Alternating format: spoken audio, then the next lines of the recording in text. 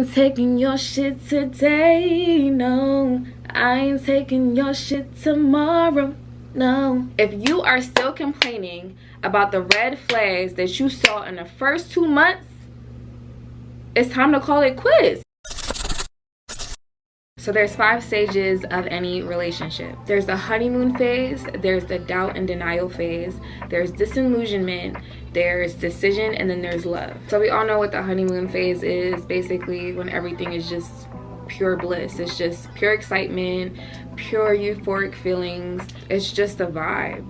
It's kind of just the point where you're getting to know this person and you're actually just having the time of your life because everything is so new to you. The doubt and denial is so important. I feel like we as women at this stage tend to go south, and this is where we fail. The doubt and denial phase is when you're seeing those red flags. So now we're kind of getting past the honeymoon stage. You're kind of getting to know this person a little bit more and you're kind of seeing those red flags. Now let me just say, every single person is going to have a red flag, and I say that to say when you're dealing with somebody else, they're just not you. So at the end of the day, they're gonna do and say certain things that you might not like or agree with because they're not you at the end of the day. It's just like a friendship.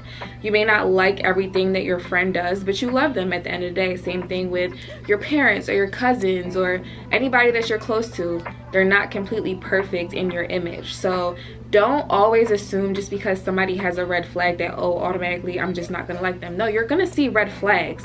However, you have to now decide during this stage, are these red flags worthy of continuing? Are these red flags something that's going to kind of take away who I am as a person, kind of interfere with who I am as a person, interfere with my goals or what I have planned ahead of myself? Can I see myself with this person with these red flags, or is it time to walk away? I cannot emphasize enough how important this stage is, because sometimes we'll end a relationship and then we'll start to think like, I missed that red flag in the beginning. Oh, that was a red flag, but I still continue to talk to that person. Or this stage is so important, and I encourage anybody to really use their notes in their phone. I know it might sound a little bit extra or crazy, but if you're like 25 and up and you still haven't found your person, I think it's important to use your notes and start writing these red flags as you're talking to that person, just to keep a mental note. It's not to play any type of games. It's not to make something seem more serious than it is. It's not about that.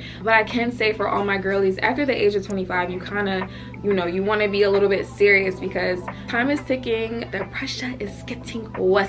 I also feel like writing in your notes allows you to not be denial about the things that you're seeing, because like I said, oftentimes we'll see these things but we'll be like, I like the vibe, so I'm going to continue it, or nah. The doubt and denial phase can really save you wasted time. Then there's a disillusionment phase. So the disillusionment phase is kind of like when you're past the doubt and denial, you've seen what these red flags are, they're not changing, and you're kind of realizing like, this is who this person is. Like, you kind of had an idea of what that person was in the honeymoon stage, but the disillusionment is kind of like you're seeing things for what they really are, and you know that they're not changing. Like, this is who this person actually is. It's kind of like the clarity stage. The decision stage is kind of just deciding after you've seen that clarity, like, is this person going to be my person, or am I going to walk away from this situation? And during the decision phase, it's important to make sure that you're not making any compromises for anybody, and if you are making compromises, that person is doing the same thing as well. You don't want to just see these red flags and give in to them and say, okay, whatever, I'm just going to continue and just go straight to love, because once you get to love, it's not going to be love for you. Oftentimes women get into the love phase and they're annoyed, they're defensive, they're angry all the time, and it's because you're compromising and sacrificing, and this person isn't reciprocating that type of energy. I think it's important to pay attention to these 5 stages that I've told you about, because I can honestly say, once you really start paying attention to these 5 stages, you'll kind of realize that you're going through each stage. Like, you'll be like, I think I'm in the disillusionment phase right now, or I think I'm in the decision phase right now, and it's easier that way to kind of indicate what's going on in your relationship. So let's talk about the talking stage. It's super important to prioritize yourself. I think that we as women, we're so nurturing and so caring, and we just love spending time with the person that we love, and oftentimes we forget to prioritize ourselves. I know y'all can agree with me. We'll have our own schedule. We'll be going to the gym, Whole Foods, the mall. Like, I know that might not sound like a schedule, but that's a schedule to us. Hanging out with our friends, going to the mall, going to work, working out, having that self-love, and having that routine we'll have. And then a guy will come into our lives, and then we'll totally just not forget about that schedule, but we'll put all of our allness into that person when we're still in the talking stage.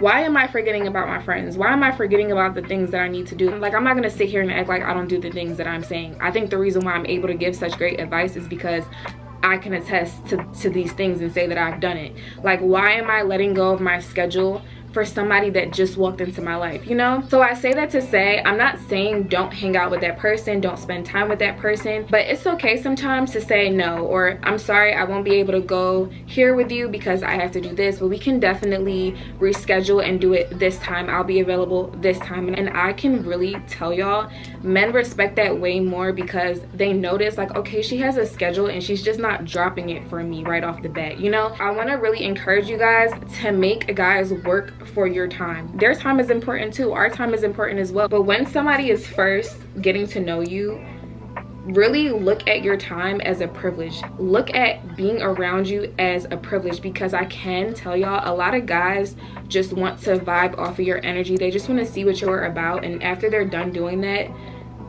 that's it. You get what I'm saying? So to avoid that emptiness that you may feel after talking to somebody or a failed relationship, prioritize yourself and try not to be so codependent. I also want to say, never be too accessible. When you're first getting to date a guy, you shouldn't just have all this free time, because I'm not gonna lie, for some guys that is a red flag. Like, why is she always so available when I call? And like I said, this isn't about playing a game. This is not, I don't want y'all to think like, oh, this is a game. When it's real love, you don't have to play these games. It's not about playing a game. It's more so just about, again, continuing to have your schedule. Whether or not if you have a job or you don't have a job, you were doing something before this person came along. So continue to do those things and make that person work for it. Never be too accessible and let him chase you. Men love the chase. The more he has to work for you, the more he feels like, oh, this is a confident woman here. She's not just, you know, letting me get to her when I want to. Like, let a guy come to you. You are worthy, you are confident. It's not about playing a game.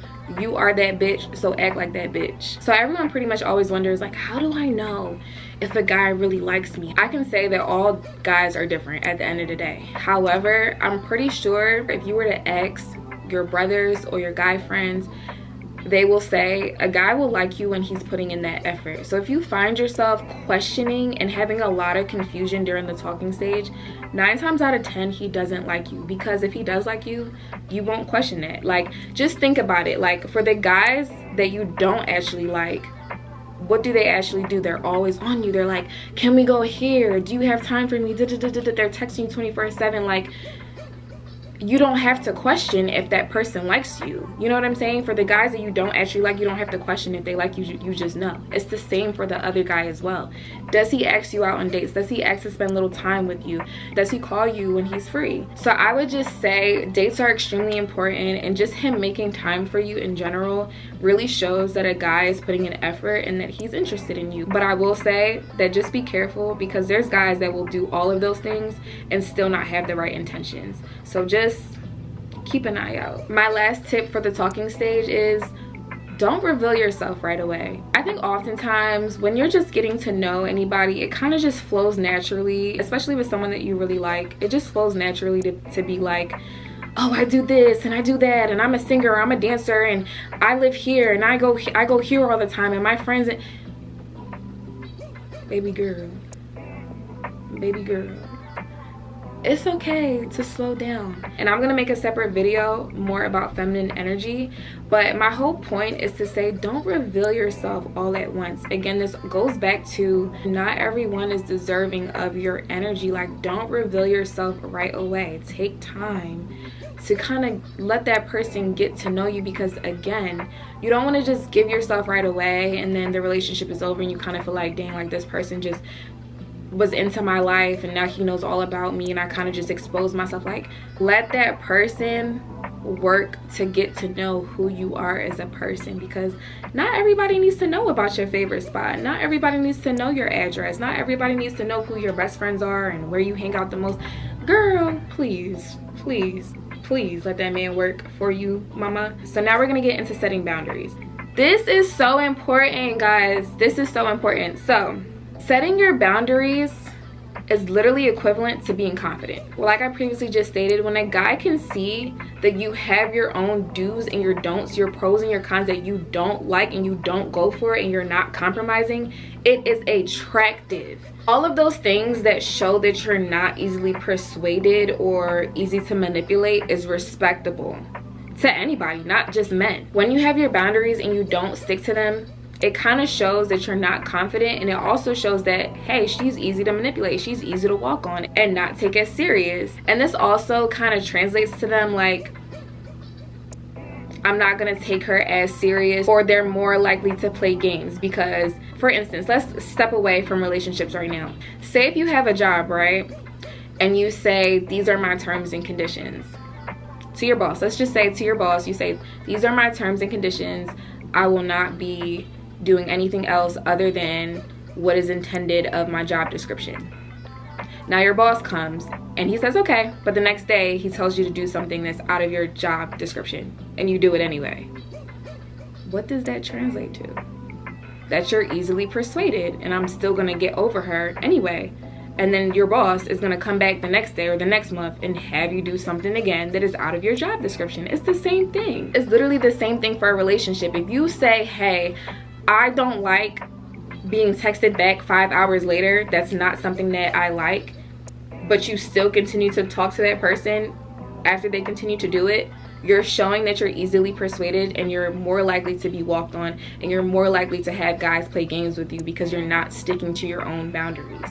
But when you say, hey, I don't like you texting me back 5 hours later, I don't like you texting me back 10 hours later or the next day, and you walk away from that, setting your boundaries and sticking to them, yeah, that's gonna make that guy get his act together and be like, oh, she's not playing any games. And trust me, there'll be times where you'll set your boundaries and guys just won't go for it, but those are obviously the guys that never intended on taking you serious to begin with.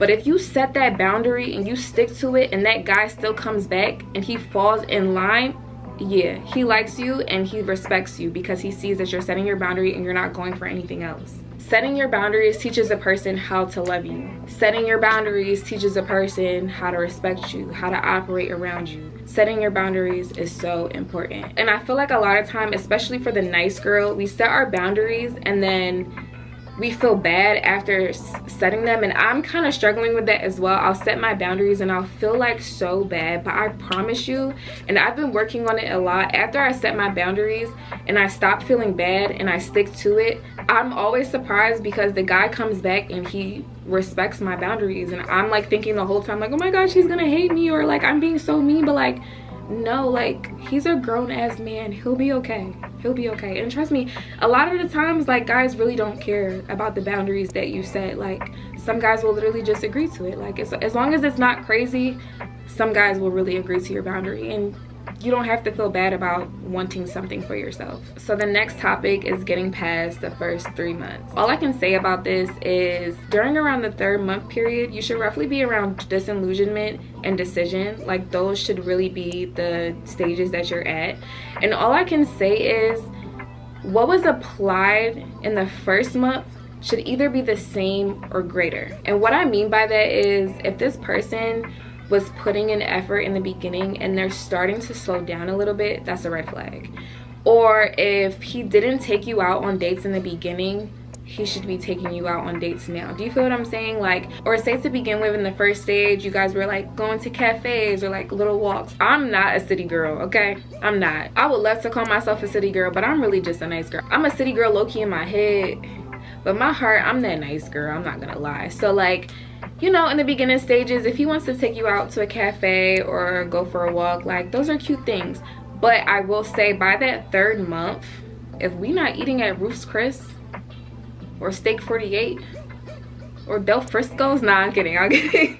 I'm kidding, guys. But I just mean that, you know, The third month should not be similar to the first month. Like, his action should either be the same or greater, because he should be really applying that pressure to get to know you. And that's the same for girls too. Like, I'm not just saying, oh, guys should do all the work. Like, no, like, of course you got to put in the work too, and what you want for yourself is what you should be giving to him as well. But I'm just saying, this goes for men or women. Whatever was applied in the first stage should be either the same or greater. At this point in the third month, you are roughly in disillusionment and decision. During the doubt and denial, that was when you were seeing the red flags. Now that you're in disillusionment and decision, if you find yourself still complaining about those red flags that you were talking about in the second month when you were in the doubt and denial phase, babe, you gotta go.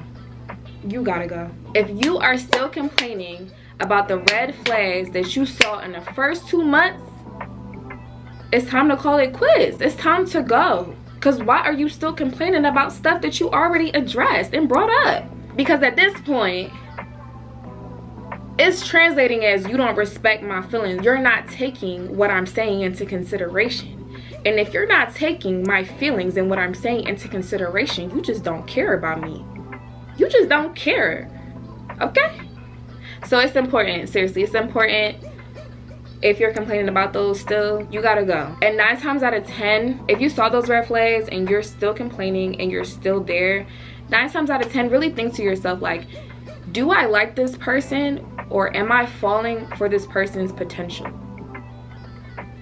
And sometimes you really are falling for their potential. Sometimes we stay in situationships out of potential that we see, or out of fear because we don't want to be alone or lose this person because we really, really like them. But when you take those 2 factors away, you really see clarity. I don't know if you guys have ever talked to a person and then stopped talking to them, and then after like a couple of months you have some clarity and you're like, I don't really like you to begin with, or I didn't really think you were that cute, or I really just stayed because I made a whole thing in my head. And I will say, guys, if you really think about it, your brain is so powerful. So for instance, I know you guys have heard, like, if you think that you're sick, you're gonna start feeling like you're sick. So now let's put it into a relationship.